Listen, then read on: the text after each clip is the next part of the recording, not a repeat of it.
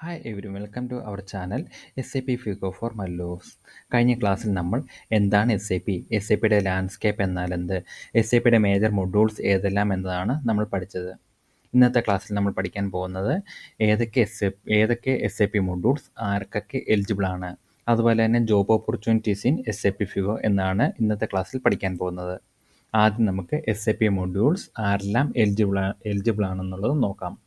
ആദ്യത്തെ മൊഡ്യൂളാണ് Fico, finance and controlling. അതെന്ന് വെച്ച് കഴിഞ്ഞാൽ കൊമേഴ്സ് ഗ്രാജുവേറ്റിനായിരിക്കും കൂടുതൽ സ്യൂട്ടബിൾ ആയിട്ടുള്ളത്. അത് BCom, MBA finance, CA, ICWA എന്നിവർക്കാണ് ഫിക്കോ മൊഡ്യൂളിൽ കൂടുതലായിട്ടും ഉചിതമായിട്ടുള്ളത്. അടുത്ത് മെറ്റീരിയൽ മാനേജ്മെൻറ്റ് മൊഡ്യൂള്. അതെന്ന് വെച്ച് കഴിഞ്ഞാൽ BTech, MBA, SCM, അതായത് സപ്ലൈ ചെയിൻ മാനേജ്മെൻറ്റ്, അതായത് പർച്ചേസ് റിലേറ്റഡ് ആയിട്ടുള്ള ഡിഗ്രി എടുത്തവർക്കായിരിക്കും ആ മൊഡ്യൂള് കൂടുതലും സ്യൂട്ടബിൾ ആയിട്ടുള്ളത്. അടുത്ത SD, sales and distribution, BBA, MBA marketing, അതായത് മാർക്കറ്റിംഗ് റിലേറ്റഡ് ആയിട്ടുള്ള ഡിഗ്രി എടുത്തവർക്കായിരിക്കും SD മൊഡ്യൂൾ കൂടുതൽ സ്യൂട്ടബിൾ ആയിട്ടുള്ളത്.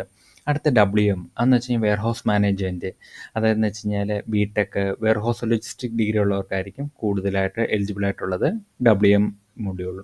അടുത്തതെന്ന് വെച്ച് കഴിഞ്ഞാൽ HRMS അല്ലെങ്കിൽ HCM, ആ മൊഡ്യൂളിൽ കൂടുതൽ എലിജിബിൾ ആയിട്ടുള്ളത് MBHR അല്ലെങ്കിൽ HR പ്രൊഫഷണൽസിലായിരിക്കും.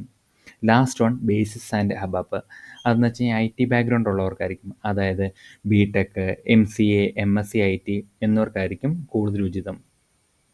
ഫോർ എക്സാമ്പിളായിട്ട് ഇപ്പം ഫിക്കോ പഠിച്ച ഒരാൾക്ക് ഇപ്പം മൊഡ്യൂൾ പഠിക്കണമെന്നുണ്ട്, താല്പര്യമുണ്ട്. അപ്പം അങ്ങനെ ഉണ്ടെങ്കിൽ നമുക്ക് പഠിക്കുന്നതിന് ഒരു റെസ്ട്രിക്ഷനും ഇല്ല. പക്ഷേ ഇതിൻ്റെ അകത്തുള്ളൊരു പ്രോബ്ലം എന്ന് പറഞ്ഞു കഴിഞ്ഞാൽ ഫിക്കോ പഠിച്ച ഒരാൾക്ക് ഇപ്പം ൻ്റെ ചില ടേംസ് അറിയണമെന്നില്ല. അതുപോലെ തന്നെ MMSD പഠിച്ച ഒരാൾക്ക് ഫിക്കോ മൊഡ്യൂൾ പഠിക്കാം, അതിനൊരു റെസ്ട്രിക്ഷൻ ഇല്ല. അപ്പം അതിനുള്ള പ്രോബ്ലം എന്ന് പറഞ്ഞു കഴിഞ്ഞാൽ ഇപ്പോൾ അല്ലെങ്കിൽ SD വരെ പഠിച്ച ഒരാൾക്ക് ഫിക്കോ പഠിക്കുമ്പോഴുള്ള ഒരു ബാരിയർ എന്താണെന്ന് വെച്ച് കഴിഞ്ഞാൽ അവർക്ക് ചില ടേംസ്, ഫിനാൻഷ്യൽ ടേംസ് ബാലൻസ് ഷീറ്റെന്നോ അല്ലെങ്കിൽ P&L എന്നോ പറഞ്ഞു കഴിഞ്ഞാൽ അവർക്ക് അറിയണമെന്നില്ല. അപ്പോൾ അതുകൊണ്ട് നമ്മൾ പഠിച്ച ഡിഗ്രിക്ക് അനുസരിച്ചിട്ടുള്ള മൊഡ്യൂൾ തിരഞ്ഞെടുക്കുന്നതായിരിക്കും ഏറ്റവും ഉചിതം. അടുത്തതായി നമുക്ക് job opportunities in SAP FICO എന്നത് നോക്കാം. ഞാൻ ഓൾറെഡി പറഞ്ഞായിരുന്നു SAP FICO എന്ന മൊഡ്യൂൾ ഏറ്റവും കൂടുതൽ സ്യൂട്ടബിൾ ആയിട്ടുള്ള ഒരു കൊമേഴ്സ് ഗ്രാജുവേറ്റിനായിരിക്കും. അപ്പോൾ കൊമേഴ്സ് ഗ്രാജുവേറ്റിനെ സംബന്ധിച്ചിടത്തോളം എന്തായാലും ഒരു അക്കൗണ്ടിംഗ് സോഫ്റ്റ്വെയർ അറിഞ്ഞിരിക്കണം. അപ്പോൾ ഒരു അക്കൗണ്ടിംഗ് സോഫ്റ്റ്വെയർ എന്ന് പറയുന്നത് ടാലി ഉണ്ട്, SAP, കുക്ക് ബുക്സ്, സോഹോ എന്ന പല അക്കൗണ്ടിംഗ് സോഫ്റ്റ്വെയർസ് ഉണ്ട്. അപ്പോൾ അതിൻ്റെ അകത്ത് ഏറ്റവും ഉചിതമായിട്ടുള്ളത് എനിക്ക് SAP ആണ് തോന്നിയത്. അതിന് കാരണം എന്ന് വെച്ച് കഴിഞ്ഞാൽ ഇപ്പോൾ നമ്മളിപ്പോൾ SAP പഠിച്ചു കഴിഞ്ഞാൽ ഇപ്പോൾ ഒരു അക്കൗണ്ടൻ്റ് അല്ലെങ്കിൽ എൻഡ് യൂസർ ലെവലിലോട്ട് നമുക്ക് അങ്ങനെ വേണമെങ്കിൽ നമുക്ക് വർക്ക് ചെയ്യാം.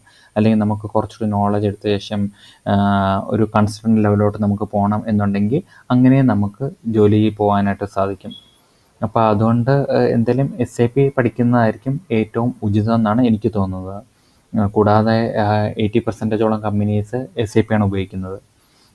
ഇതിനാണെങ്കിൽ SAP FICO കൺസൾട്ടൻ്റ് ആണെന്നെങ്കിൽ നമുക്ക് കുറേ എക്സ്പീരിയൻസ് എന്തായാലും ആവശ്യമാണ്. അതുപോലെ തന്നെ നമുക്കൊരു സർട്ടിഫിക്കേഷൻ ഉള്ളത് ഒരു ആഡ് ഓൺ ആയിരിക്കും. ഞാൻ ഈ ഫിനാൻഷ്യൽ അക്കൗണ്ടിങ്ങിൽ സർട്ടിഫിക്കേഷൻ എടുത്തിട്ടുണ്ട്. അതായത് ഞാൻ സെൽഫായിട്ടാണ് എടുത്തത്. അപ്പം എങ്ങനെ ഒരു സർട്ടിഫിക്കേഷൻ സെൽഫായിട്ട് എടുക്കാം, എന്തൊക്കെ കാര്യങ്ങൾ ശ്രദ്ധിക്കണം എന്നുള്ളത് ഞാൻ വരും വീഡിയോകളിൽ ഇടുന്നതായിരിക്കും. അപ്പോൾ നമ്മളിപ്പം ബേസിക് തൊട്ടിൽ പഠിച്ചു വന്നു, അപ്പോൾ നമുക്ക് അങ്ങനെ പോവാം. അപ്പോൾ നമുക്ക് സബ്ജക്റ്റിലോട്ട് കിടക്കാം. ഫസ്റ്റ് ജോബ് ഓപ്പർച്യൂണിറ്റീസ് എന്ന് പറഞ്ഞാൽ SAP FICO കൺസൾട്ടൻ്റ് ആയിട്ടായിരിക്കും. അതായത് വെച്ച് കഴിഞ്ഞാൽ ക്ലയൻറ്റിന് ആവശ്യമായിട്ടുള്ള ഫിനാൻസിങ് ആൻഡ് കൺട്രോളിങ് റിലേറ്റഡ് ആയിട്ടുള്ള കാര്യങ്ങൾ ഡിസൈൻ ചെയ്ത് ഇംപ്ലിമെൻറ്റ് ചെയ്ത് കൊടുക്കുക എന്നാണ് ഒരു SAP FICO കൺസൾട്ടൻ്റെ ഡ്യൂട്ടി. അടുത്തെന്ന് വെച്ച് കഴിഞ്ഞാൽ SAP FICO സപ്പോർട്ട് അനലിസ്റ്റ്. അതെന്ന് വെച്ച് കഴിഞ്ഞാൽ എൻഡ് യൂസർ അല്ലെങ്കിൽ ഒരു അക്കൗണ്ടൻ്റ് ഉണ്ടാകുന്ന പോസ്റ്റ് ചെയ്യുമ്പോഴോ അല്ലെങ്കിൽ റിപ്പോർട്ട് എടുക്കുമ്പോഴോ അങ്ങനെ എന്തെങ്കിലും ഒരു അക്കൗണ്ട് ഉണ്ടാകുന്ന ഫിനാൻസ് റിലേറ്റഡ് ആയിട്ടുള്ള ഇഷ്യൂസ് സോൾവ് ചെയ്ത് കൊടുക്കലാണ് SAP FICO സപ്പോർട്ട് അനലിസ്റ്റിൻ്റെ ഡ്യൂട്ടി. അടുത്തതെന്ന് വെച്ച് കഴിഞ്ഞാൽ SAP ഫിനാൻഷ്യൽ അക്കൗണ്ടൻറ്റ്. അതായത് ഒരു അക്കൗണ്ടൻറ്റ് ഏത് സോഫ്റ്റ്വെയർ ആയാലും എന്തൊക്കെ കാര്യങ്ങൾ ചെയ്യുന്നുണ്ടോ ആ കാര്യങ്ങളെല്ലാം ഈ SAP സോഫ്റ്റ്വെയറോട് ചെയ്യണം. അതായത് പോസ്റ്റിങ്, റെക്കൺസിലേഷൻ, റിപ്പോർട്ടിങ് എല്ലാ കാര്യങ്ങളും ഈ SAP സോഫ്റ്റ്വെയർ ഉപയോഗിച്ചിട്ട് ചെയ്യുന്നുണ്ടായിരിക്കും. അടുത്ത ലാസ്റ്റ് വണ്ണതാണ് SAP FICO ട്രെയിനർ.